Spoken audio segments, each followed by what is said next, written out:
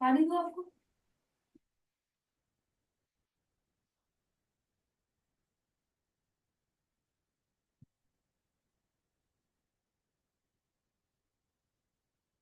जय जिनेन्द्र मंगलाचरण। नमो अरिहंताणं, नमो सिद्धाणं, नमो आयरियाणं, नमो उपाध्यायाणं, नमो लोये सबसाहुणं, मोक्षमार्गस्य नेतारं, भेतारं कर्मभूभृतां, ज्ञातारं विश्वतत्त्वानां, वन्दे तद्गुणनभ्ये। तत्वार्थ सूत्र मोक्ष शास्त्र, पांचवा अध्याय, अजीव तत्व।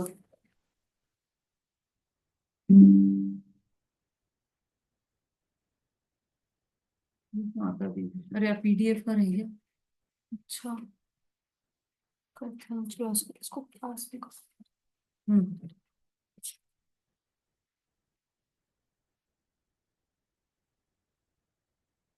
अजीव तत्व का वर्णन हम इन सूत्रों के माध्यम से समझ रहे हैं। अजीव काया धर्मा धर्मा काश पुद्गला। फिर दूसरा सूत्र हमने देखा, ये अजीव काय क्या है, तो द्रव्याणी, ये अजीव काय द्रव्य है। ये जो अजीव और काय है वो द्रव्य है, और अजीव और क्या काय कौन है, तो धर्म अधर्म आकाश और उद्गल। ये अजीव भी है और काया भी है, पर ये सब द्रव्य है। फिर द्रव्य में और कोई द्रव्य है क्या, तो कि हाँ जीवाश्च, जीव भी द्रव्य है। और जीवाश्च में जीव का बहुवचन लिया है, तो इससे अनंत जीव समझना, एक नहीं है जीव, अनंत है, ये समझ लेना। ये इतनी चर्चा हमारी कल चल गई थी। अब कल हमारी जो विशेष शंकाएं थी आपकी, उसकी चर्चा चल रही थी। मुझे ऐसा लग रहा है कि किसी किसी को यह विषय बहुत कठिन पड़ रहा है। मतलब किसी के लिए नया विषय है, कुछ लोग तो परिचित हैं इस विषय से, लेकिन किसी के लिए नया विषय है। तो हो सकता है द्रव्य गुण पर्याय ये सब भी किसी को नहीं पता हो, तो उसमें कोई बात नहीं है। इसमें क्या है, एक बात तो यह कि आचार्य उमा स्वामी ने स्वयं ही इसको बहुत धीरे धीरे धीरे धीरे आगे बढ़ाया है।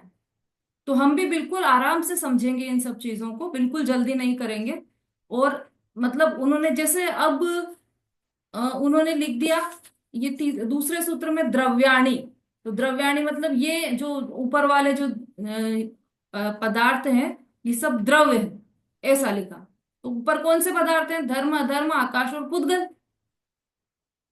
पर क्या यही द्रव्य है, इसके अतिरिक्त तो और भी द्रव्य है ना। तो आचार्य देव ने उसके लिए जल्दी नहीं की, ये बोला कि ये चार द्रव्य हैं। फिर आगे बताया कि जीव भी द्रव्य है। फिर आगे और 29वें सूत्र में बताएंगे कि काल भी द्रव्य है। पूरे आराम आराम से ये चर्चा की है। यदि हम चाहें इसको कि हम एक दो दिन में समझ लें, तो ये ऐसा विषय नहीं है, आराम से समझिए इसको, जल्दबाजी की कोई बात नहीं है। और जो चीज आपके समझ में नहीं आ रही है, बिल्कुल निसंकोच बिना शर्म के आप यहाँ पर पूछ सकते हैं कि जीव मतलब क्या है, उद्गल मतलब क्या है, द्रव्य गुण पर्याय उत्पाद वेद, जो भी आपको समझ में, क्योंकि मुझे नहीं पता है कि आपको कितना पता है, इसलिए आप आराम से बिल्कुल इजीली पूछ सकते हैं। क्योंकि मुझे तो ऐसा लगता है कि इतना पता होगा तो मैं इसके आगे का पढ़ाऊंगी, है ना। वो तो आपको ही आकलन करना पड़ेगा कि आप कितना जानते हैं, तो उसके अकॉर्डिंग आप पूछिए। और जैसे मैं कोई चीज समझाती हूँ, तो मुझे ऐसा लगता है कि इसके पहले का पता है और उसके आगे का मैं समझाने लगती हूँ।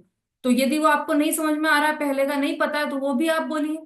और जैसे आप कोई चीज में समझा रही हूँ और आपको समझ में आ गई है, तो आपने जैसे कोई प्रश्न पूछा और आपको वो चीज समझ में आ गई है, तो जब तक आप ये नहीं बोलेंगे कि मुझे समझ में आ गई या मुझे क्लियर हो गया है, तब तक मैं उसको और ज्यादा ज्यादा समझाने की कोशिश करती रहूंगी, नए नए उदाहरण सोचकर।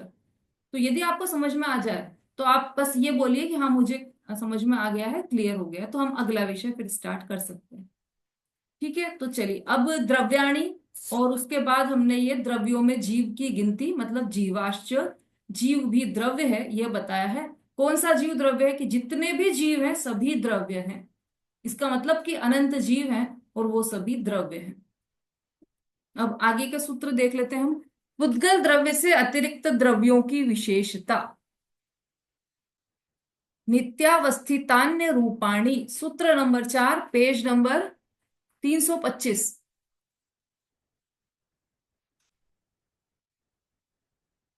मिल गया सबको?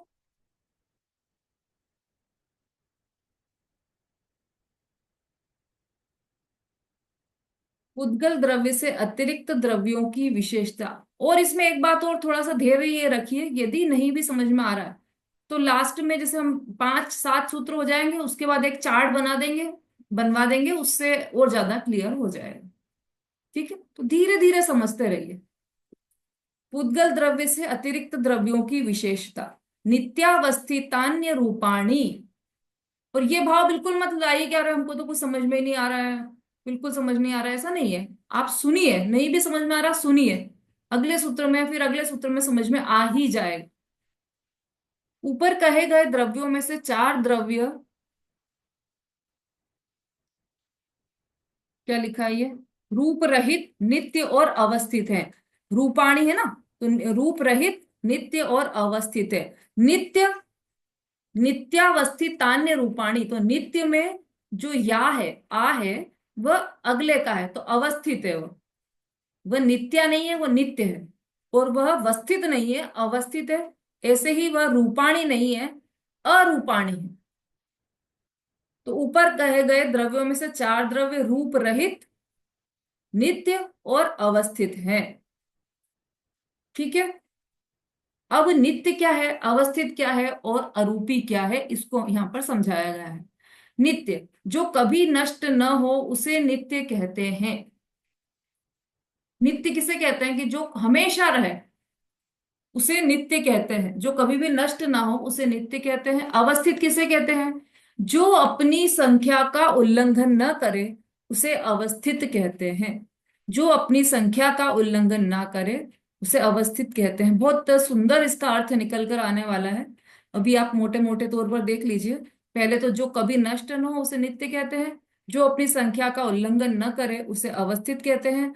अरूपी, जिसमें स्पर्श, रस, गंध और वर्ण न पाया जाए उसे अरूपी कहते हैं। ये तो पता ही होगा सबको, अरूपी, जिसमें स्पर्श, रस, गंध, वर्ण न पाया जाए उसे अरूपी कहते हैं। अब ये 3 चीजें, 3 विशेषताएं बताई हैं ऊपर के 4 द्रव्यों की। 4 द्रव्य कौन कौन से हैं ऊपर के? ऊपर के 4 द्रव्य लिखा है, तो ऊपर के 4 द्रव्य कौन से हुए?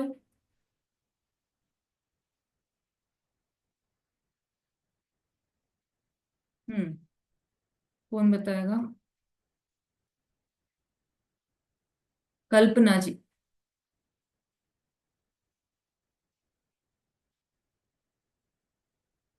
उपयोग यही टिका जल। दे। हाँ बोलिए बोलिए। हाँ, क्या पूछा? सुन नहीं पाया क्योंकि मैंने। ऊपर के 4 द्रव्य कौन से हैं? ऊपर के हम्म। धर्म, अधर्म, आकाश और काल। पक्का? हम्म। नहीं नहीं नहीं। पुद्गल, धर्म, अधर्म, पुद्गल धर्म नहीं, पुद्गल भी नहीं है। अरे, ये है कौन सी है?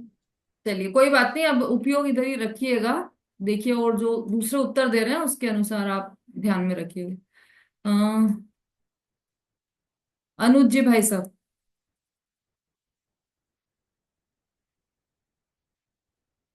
सीधी योजना है। हम्म, चार जो ऊपर बताए हैं, जो धर्म, अधर्म, आकाश और पुद्गल। बिल्कुल सही। धर्म, अधर्म, आकाश और पुद्गल, ये 4 बताए थे ना सूत्र पहले में। धर्मा, धर्माकाश, पुद्गला, उनको क्या बताया था? हम्म,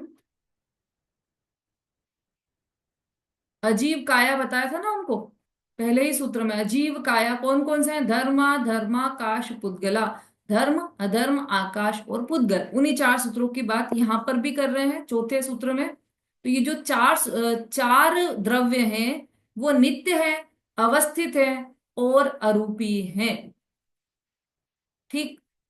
उक्त द्रव्य, उक्त मतलब वो चार, है ना। किसी ये आप अगर आपके पास दूसरी जिनवाणी होगी तो उसमें उक्त उक्त चार लिखा होगा, इसमें चार लिख दिया गया है।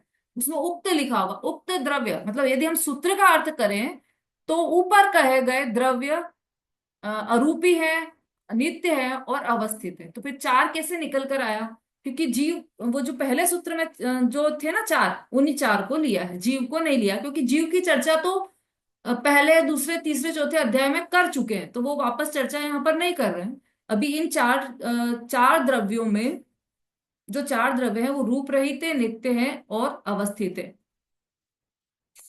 अब नित्य का अर्थ जो कभी नष्ट न हो उसे नित्य कहते हैं, मतलब जो शाश्वत हो उसे नित्य कहते हैं, है ना। जिसका कभी भी नाश ना हो, मतलब ये द्रव्य छहो ही द्रव्य में लागू पड़ते हैं, ये नित्य और अवस्थित, ये दो गुण ऐसे हैं जो सभी द्रव्यों में लागू पड़ते हैं। द्रव्य छह है, कितने हैं द्रव्य? द्रव्य छह नहीं है, द्रव्य तो अनंत है, जाति अपेक्षा छह द्रव्य है। ठीक है, अनंत द्रव्य ही सब नित्य है और अवस्थित है।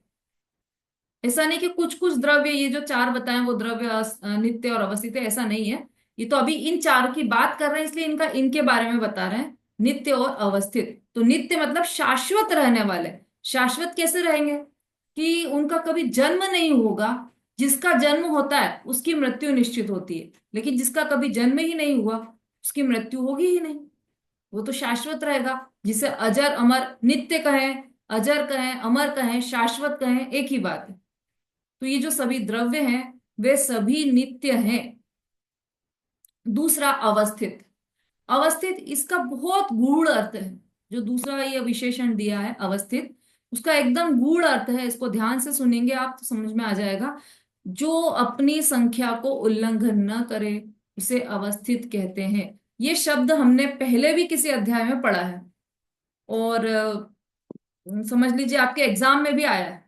किसी को ध्यान हो तो बताइए, अवस्थित ये किस में आया है? जिनके हैंड रेज है मैं समझ लूं वो सबको बताने वाले हैं, या फिर डाउन कर लीजिए जिनको नहीं बताना हो।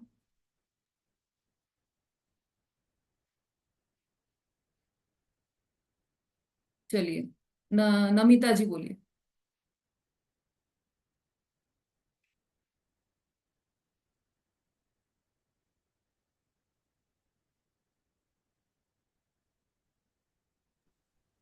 दीदी चौथे अध्याय में बाहिर्वस्थता आया है, उसमें ज्योतिषी देवों के लिए। बिल्कुल ठीक। बहिरावस्थिता, बाहिर। ये सूत्र आया है उसमें। बहिरावस्थित, कौन है बहिरावस्थित? किसके लिए आया? ज्योतिष देव के लिए। बिल्कुल सही बताया नमिता जी ने। ज्योतिष देव बहिरावस्थित मतलब वहां पर क्या अर्थ था उसका? कि जो बाहर के ज्योतिष देव हैं, 2.5 लोक से बाहर के जो ज्योतिष देव हैं वो सब स्थित हैं, स्थिर है, अपने स्थान पर स्थित है। तो अवस्थित, अवस्थित शब्द का अर्थ क्या आया वहां पर? स्थिर, है ना। या 2.5 द्वीप वाले तो घूमते हैं, चंद्रमा सूर्य ये सब प्रदक्षिणा लगाते हैं सुमेरु पर्वत की, लेकिन उसके जो बाहर के हैं वो सब अवस्थित है, अपने अपने स्थान पर स्थित है। ठीक है, तो अवस्थित शब्द का अर्थ वहां से समझ में आएगा हमें कि अपने अपने स्थान पर स्थित है। अब यहाँ पर जो अवस्थित शब्द आया है वो जो अपनी संख्या को उल्लंघन न करे उसे अवस्थित कहते हैं। अब संख्या का उल्लंघन, इसको हम तीन दृष्टि से देख सकते हैं, चाहे तो आप लिख सकते हैं संख्या का उल्लंघन न करे उसे अवस्थित कहते हैं। तो तीन तरीके से उसका अर्थ निकलता है। पहला, संख्या अपेक्षा, मतलब ये जो द्रव्य है वह अवस्थित है किस अपेक्षा से? तो पहला है, पहली अपेक्षा है उसमें संख्या अपेक्षा। वह क्या है संख्या अपेक्षा? कि जो द्रव्य हैं वह छह बताए हैं, तो वो छह ही रहेंगे, 6 से 7 नहीं होंगे, 6 से 5 नहीं होंगे, कभी भी अपनी संख्या का उल्लंघन नहीं करेंगे। ये है सबसे पहली अपेक्षा, संख्या अपेक्षा। संख्या अपेक्षा, ये बस इतना ही लिख लीजिए आप, बाकी अर्थ तो समझ में आ जाएगा आपको। कि समझ मतलब अभी सुनेंगे तो फिर ध्यान में आ जाएगा, केवल पॉइंट लिख लीजिए, संख्या अपेक्षा पहला पॉइंट। दूसरा, अवस्थित को सिद्ध करने की ये बातें चल रही हैं।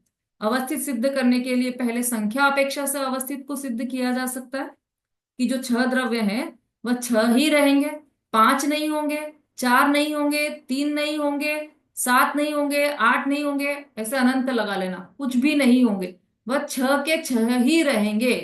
कि नहीं, अब तो एक नया द्रव्य आ गया है, साइंस ने नया द्रव्य उत्पन्न कर दिया है, कौन सा? मोबाइल।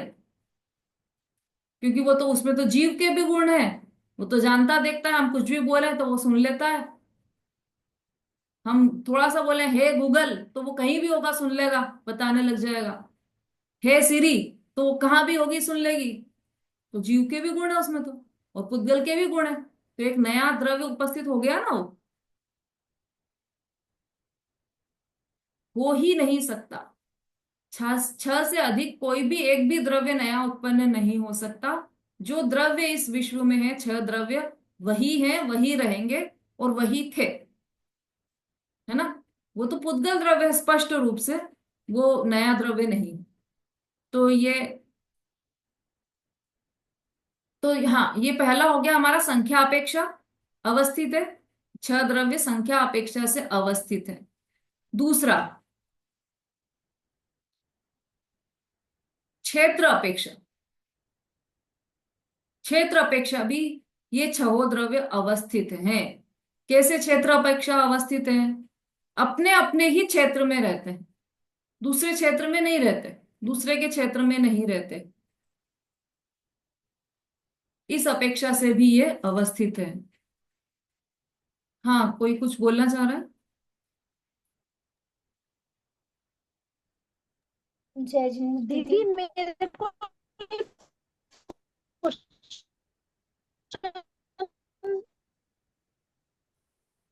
दीदी मुझे ये कहना था जो आप था कि रेणु जी, आपकी आवाज नहीं आ रही है। हाँ, विशु जी बोलिए। दीदी में मुझे ये कहना ऊपर क्या है विकसित और भी हमारा धर्म आकाश और उद्गल अब बोलिए विशु जी। दीदी मुझे ये कहना था जो आपने ये वाला पढ़ाया ना, 4 नंबर सूत्र पढ़ाया है, फोर्थ वाला, हम्म। नित्य अवस्थितानि रूपाणि। तो इसमें जो बताया ना कि ऊपर गए कहे गए द्रव्यों में 4 द्रव्य है, रूप रहित, नित्य और अवस्थित हैं। दीदी इसमें जीव द्रव्य भी आएगा, क्योंकि पुद्गल तो रूपी है ना, और है ना, जीव की बात भी हो गई है ना थर्ड उसमें, जीवाश्म। तो इसमें आएगा कि जीव द्रव्य, धर्म द्रव्य, अधर्म द्रव्य और आकाश द्रव्य, इन चारों की बात हुई है ऊपर। जीव, धर्म, अधर्म और आकाश, ये चार। जी। हाँ, पुद्गल तो रूपी द्रव्य है। ऐसा है, ये ऐसा भी लिया जा सकता है कि ये चारों की बात है। वास्तव में तो रूपी है, लेकिन अब उसके लिए अगला सूत्र फिर और देने वाले हैं। इसीलिए मैंने शुरू में कहा था कि इसमें आपको धैर्य रखना पड़ेगा। उमा स्वामी आचार्य ने भी ये धैर्य रखते हुए एक एक सूत्र को बढ़ाया है। अभी आप देखो ना, अपन द्रव्याणी, तो द्रव्याणी में क्या लिया कि वो चार, पहले वाले जो चार हैं, जो चार द्रव्य बताए, कौन कौन से? धर्म, अधर्म, आकाश और पुद्गल। तो क्या जीव द्रव्य नहीं है, काल द्रव्य नहीं है?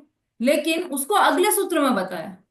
पहले बोल दिया कि ये द्रव्य है, लेकिन उसको अगले सूत्र में बताया। ऐसे आगे आगे के सूत्रों में उमा स्वामी जी स्पष्ट करते जाएंगे। हाँ, विमलेश जी बोलिए। और जय हिंद दीदी। दीदी मैं ये बोल रही थी, ये चौथे सूत्र में है ना, इसमें पुद्गल द्रव को नहीं लिया जाएगा। अभी यही तो बोला विशु जी ने, आपने नहीं सुना? नहीं दीदी, ये ठीक है दीदी, यही बोला। अभी आप थोड़ा यही सा बोल धैर्य रखना पड़ेगा, क्योंकि ये तो आप उस समय भी कह सकते थे जब दूसरा सूत्र चला कि द्रव्याणी ये द्रव्य है, तो फिर इसकी जगह उमा स्वामी ने ऐसा क्यों नहीं लिखा कि ये द्रव्य तो वो भी है, जीव भी है, काल भी है। अगले सूत्र में जीव का तो लिख दिया, फिर काल का क्यों नहीं लिखा? तो वो धैर्य के साथ आगे बढ़ेंगे, 39वें सूत्र पर आकर वो बताएंगे कि काल भी द्रव्य है। एक साथ द्रव्य नहीं बताया उन्होंने, बिल्कुल आराम आराम से उन्होंने विषय को लिया। देखिए आप सुनिए। हाँ, हाँ रेणु जी देखिए, अब नेट आ गया हो तो आपका।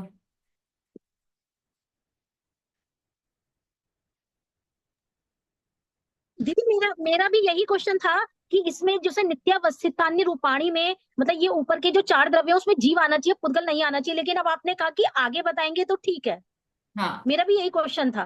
भाई, यदि यदि हम ऐसा समझ लें कि जीव आना चाहिए, तो फिर इसमें कितने आए? इसमें लिखा गया ऊपर के कहे द्रव्यों में से चार द्रव्य, और जबकि है तो पांच द्रव्य।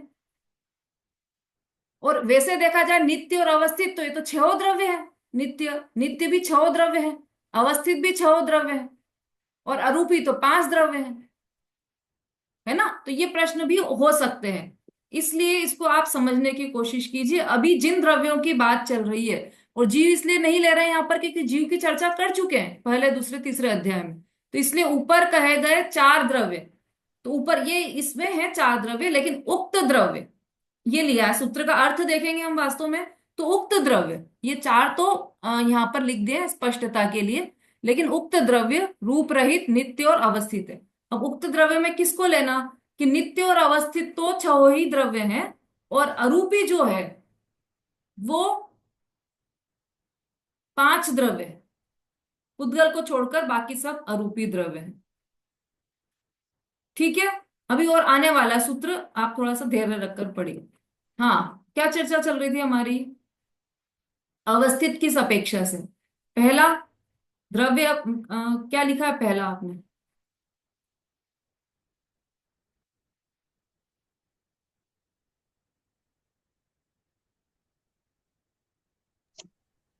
हाँ हम्म, दीदी, जय जिनेन्द्र। पहला है संख्यापेक्षा से, ठीक है, पहला और फिर संख्या अपेक्षा से।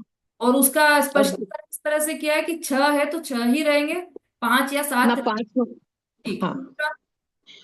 और दूसरा है क्षेत्र अपेक्षा से, क्योंकि हाँ ये द्रव्य अपने ही अपने क्षेत्र में रहते हैं, किसी दूसरे के क्षेत्र में नहीं जाते, मतलब नहीं रहते हाँ, बिल्कुल ठीक है, अपने ही क्षेत्र हम्म। में रहेंगे। जैसे धर्म द्रव्य है तो वो अपने ही क्षेत्र में रहेगा, जितना उसका क्षेत्र है उस क्षेत्र से बाहर नहीं जाएगा, उस क्षेत्र से कम भी नहीं होगा, अवस्थित का अर्थ। तो धर्म द्रव्य, हम्म। अधर्म द्रव्य और जीव द्रव्य, इन तीनों का क्षेत्र असंख्यात प्रदेश है, तो वो अपने असंख्यात प्रदेश में ही रहेंगे, उससे अंदर और बाहर नहीं जाएंगे। या ये कहें कि वो लोक में है, जैसे लोक प्रमाण है ना, तो लोक से बाहर नहीं जाएंगे, वो इतने अवस्थित हैं। ठीक है, लोक में ही रहेंगे और लोक से बाहर नहीं जाएंगे, इसलिए अवस्थित है। ऐसे ही कालाणु है तो वो अपने द्रव्य अपने क्षेत्र में ही रहेगा, अपने क्षेत्र से बाहर नहीं जाएगा। और पुद्गल परमाणु है तो वह एक ही प्रदेश घेरेगा। और क्षेत्र का ऐसे भी अर्थ ले सकते हैं कि पुद्गल परमाणु है तो वह भी लोक के अंदर ही रहेगा, लोक के बाहर नहीं जाएगा। ठीक है, क्षेत्र अपेक्षा से। और आकाश जो है वो उसका अनंत प्रदेश ही है, तो वो अपने अनंत प्रदेशों में ही रहेगा, उससे कम ज्यादा नहीं होगा। अवस्थित है किसकी अपेक्षा से? क्षेत्र अपेक्षा। पहला था संख्या अपेक्षा, दूसरा क्षेत्र अपेक्षा, तीसरा है स्वभाव की अपेक्षा से भी अवस्थित रहेंगे।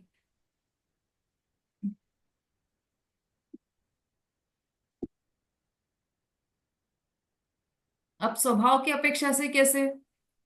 कि जिस जिस द्रव्य का जो स्वभाव है वो उसी में स्थिर रहेंगे। जैसे जीव द्रव्य का स्वभाव है ज्ञान दर्शन, तो वह कभी भी अपने ज्ञान दर्शन पने को छोड़ेगा नहीं, और दूसरे द्रव्य के गुणों को ग्रहण करेगा नहीं, दूसरे द्रव्य रूप नहीं, दूसरे द्रव्य के स्वभाव रूप नहीं होगा। पुद्गल द्रव्य का स्वभाव स्पर्श रस गंध वर्ण रूप है, तो वह कभी भी अपने स्वभाव को छोड़ेगा नहीं, वह कभी भी जीव द्रव्य या दूसरे द्रव्यों के स्वभाव को ग्रहण करेगा नहीं। ऐसे सभी द्रव्यों का लगा लेना। धर्म द्रव्य का स्वभाव है गति हेतु, तो वह कभी भी अपने गति हेतु स्वभाव को नहीं छोड़ेगा, उसी में स्थित रहेगा अपने ही स्वभाव में, और दूसरे के स्वभाव को ग्रहण नहीं करेगा। ये अवस्थित पना है, स्वभाव से अवस्थित है। सभी द्रव्य स्वभाव से अवस्थित है, क्षेत्र से अवस्थित है, और संख्या से अवस्थित। ठीक है, अभी इसका स्पष्टीकरण और इसमें आने वाला है। टीका, टीका में हम देख रहे हैं नित्य और अवस्थित का विशेष स्पष्टीकरण। पढ़िए सरिता जी, पढ़िए। जय हिंद दीदी। हम्म, चौथे सूत्र की टीका है ये। इसमें टीका में पहला है, जो कभी नष्ट ना हो उसे नित्य कहते हैं। अवस्थित, जो अपनी संख्या को उल्लंघन ना करे उसे अवस्थित कहते हैं। अरूपी, जिसमें स्पर्श रस गंध और वर्ण न पाया जाए उसे अरूपी कहते हैं। पॉइंट दूसरा, पहले दो स्वभाव समस्त द्रव्यों में होते हैं। नित्य और अवस्थित, ये दो स्वभाव समस्त द्रव्यों में होते हैं। ऊपर जो आसमानी रंग दिखाई देता है उसे लोग आकाश कहते हैं, किंतु यह तो पुद्गल का रंग है। आकाश तो सर्वव्यापक अरूपी अजीव एक द्रव्य है। हाँ, आगे पढ़िए। नित्य और अवस्थित का विशेष स्पष्टीकरण। पॉइंट तीसरा, अवस्थित शब्द यह बताता है कि प्रत्येक द्रव्य स्वयं परिणमन करता है। परिणाम और परिणामित्व अन्य किसी तरह नहीं बन सकता।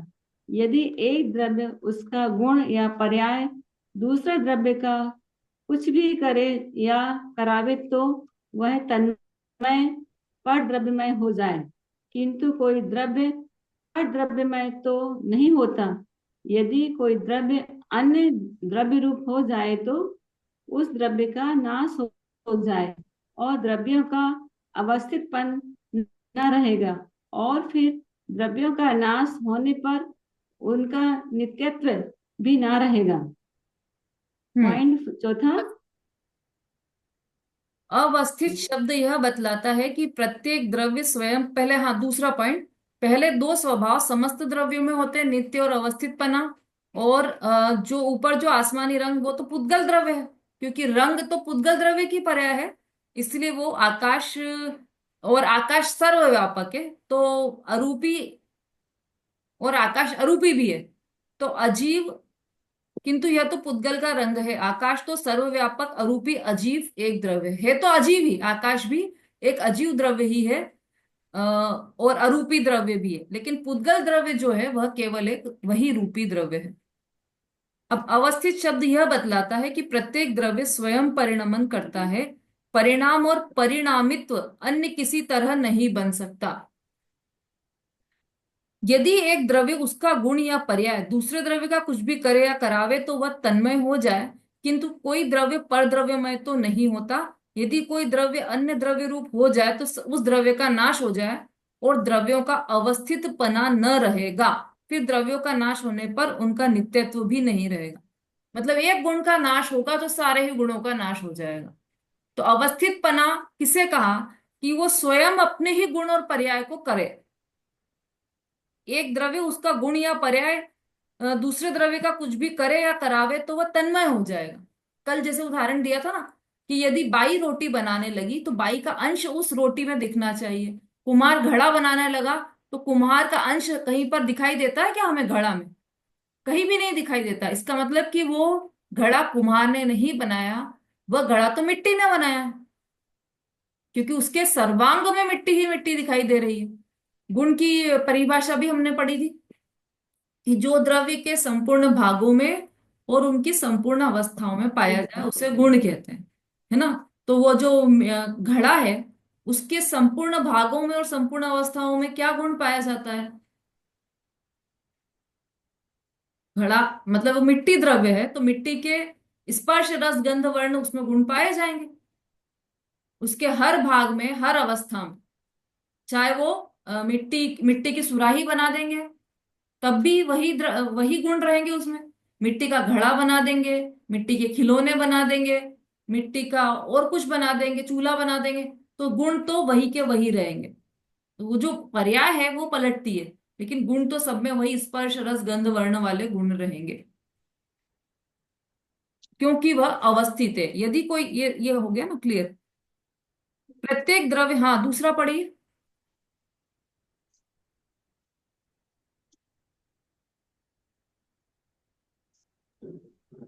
दीदी हमारे यहाँ वो आवाज आना शुरू हो गई है तो मैं वो डिस्टर्ब होगा। वो बाजू में मंदिर टूट रहा है ना तो फिर से मशीन चलने लगी है। अच्छा ठीक है, चलिए सुलेखा जी पढ़िए। ठीक है।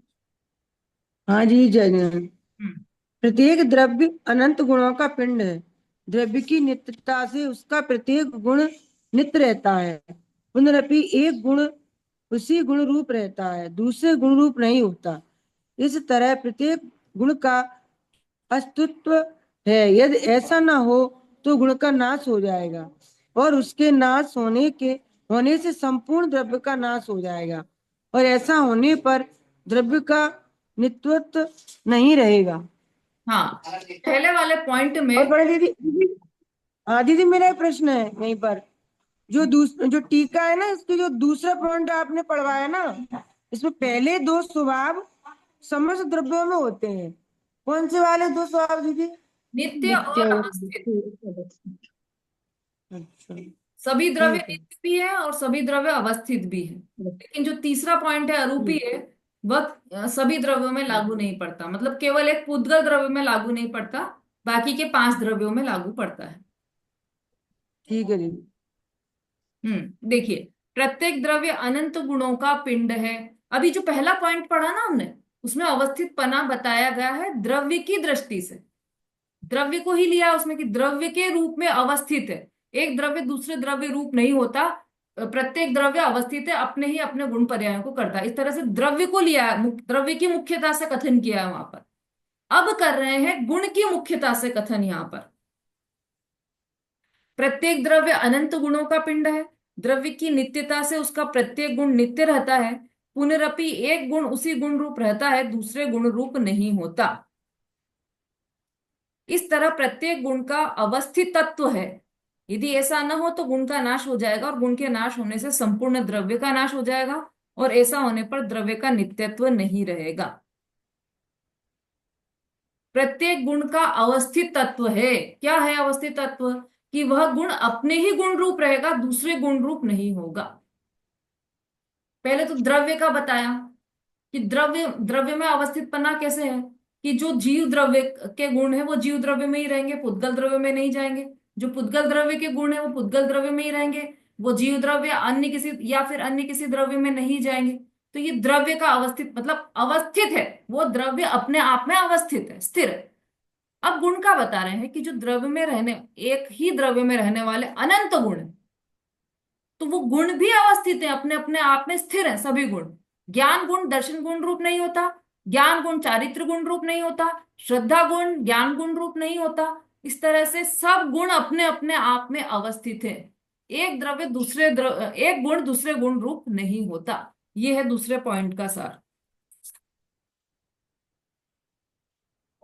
अब यदि कभी एक गुण दूसरे गुण रूप हो जाएगा तो क्या होगा, उसको बताने के लिए यहां पर लिखा है कि गुण का नाश हो जाएगा, और गुण के नाश होने से संपूर्ण द्रव्य का नाश हो जाएगा, और ऐसा होने पर द्रव्य का नित्यत्व फिर रहेगा ही नहीं, नित्यत्व ही नहीं रहेगा। यदि द्रव्य अवस्थित नहीं है तो द्रव्य नित्य भी नहीं है, खत्म हो जाएगा ना, वो नाश ही हो जाएगा उसका, तो फिर वो नित्य भी नहीं रहेगा। तीसरा पॉइंट पढ़िए। सुषमा जी पढ़िए। जो द्रव्य अनेक प्रदेशी है, उसका भी प्रत्येक प्रदेश नित्य और अवस्थित रहता है। उनमें से एक भी प्रदेश अन्य प्रदेश रूप नहीं होता। यदि एक प्रदेश का स्थान अन्य प्रदेश रूप हो तो प्रदेशों का अवस्थितपन न रहे। यदि एक प्रदेश का नाश हो तो संपूर्ण द्रव्य का नाश हो, और ऐसा हो तो उसका नित्यत्व न रहे। हाँ, नित्यत्व भी सिद्ध कर रहे हैं ये हर पॉइंट के द्वारा। पहले द्रव्य के द्वारा सिद्ध किया था अवस्थित पने और नित्य पने को, फिर गुण के द्वारा सिद्ध किया, अब प्रदेश के द्वारा सिद्ध कर रहे हैं यहाँ पर। कैसे? कि जो द्रव्य अनेक प्रदेशी है, उसका भी प्रत्येक प्रदेश अनेक प्रदेशी कौन कौन से द्रव्य हैं, तो अभी इसके धर्म, हाँ।